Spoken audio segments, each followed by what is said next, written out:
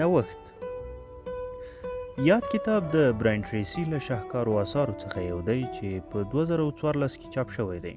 په یاد کتاب کې د وخت مدیریت، ښه پلان جوړونه او د فکر د پراختیا په اړه مسایل څیړل شوي.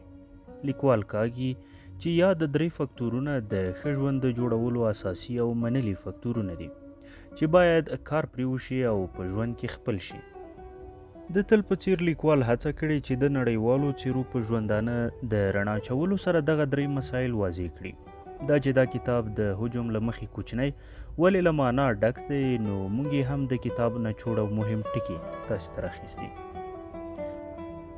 د مغز او اعصابو متخصص ټوني بوزن وایي د انسان مغز له 100 بیلیونه سلولونو څخه جوړ شوی دی چې هر یو بیا په مستقیمه او غیر مستقیمه توګه له 200,000 څخه زیاتو سلولونو سره اړیکه لري.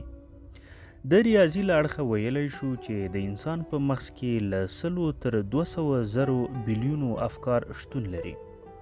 د انسان په ذهن کې د شته افکارو شمیر په نړۍ کې له کشف شویو مالیکولونو څخه زیات دي.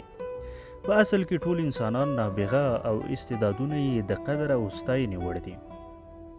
د ذهن توپان د ستونزو د حل او موخو ته د رسیدو په برخه کې یو له اړینو او مهمو حل لارو څخه شمیرل کیږي.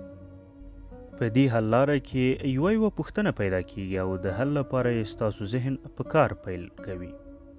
زما په اند خلک کولی شي دې اسانه حل لارې ته په هغو نورو چې کشف شوي او یا هم د کشف په حال کې دي لومړیتوب ورکړي، بډایه شي او خپلو موخو ته پرې ورسیږي.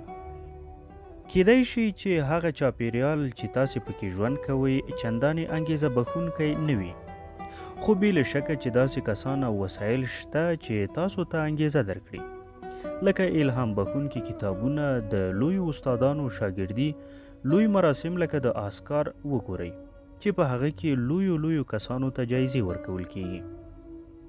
که موخه لرونکی او خلاق اوسئ نو لرې نه ده چې یوه ورځ به د نړۍ تر ټولو په مشهور کس بدل شئ.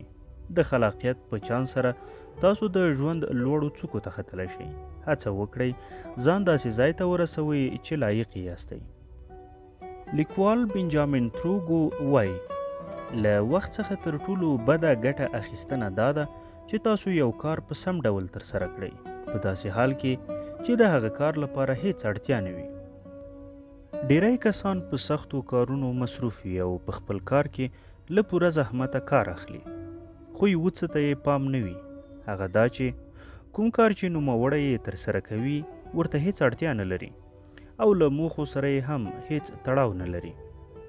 کله مو چې کارونه سم په مخ ځي او په کار کې مو ښه بوخت وئ خو پایله یې درته چندانې په زړه پورې نه وي، نو ښه دا ده چې کار بس کړئ او په یوه امن ځای کې کښېنئ.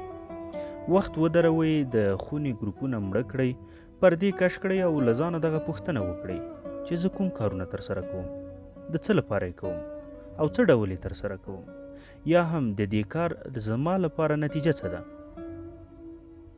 بله خبره دا کله مو چې هم د موضوع د حل په موخه له ټولو لارو څخه ګټه واخیسته خو اصلي لاره مو پیدا نه کړه، ښه ده چې په همغه ځای یې پرېږدئ او د یو څه وخت لپاره یې په ځای بل کار وکړئ، ځکه ډیری مسایل داسې دي چې وخت ته اړتیا لري.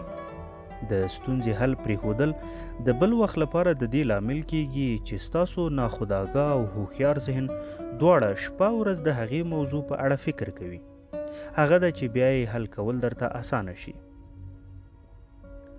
انسان چې کله د یو شکل په اړه فکر کوي او ګوري، هغه لومړی په ذهن کې د یو 2 اړخیز یا 2 بعدي شکل په څیر ګوري، خو د ړندو کسانو لپاره هر شکل یا جسم یو اړخیز ښکاري.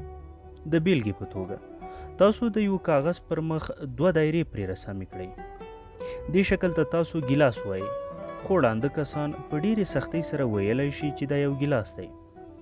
ان ډیر کله پرې د یو ګیلاس حکم هم نشي کولی.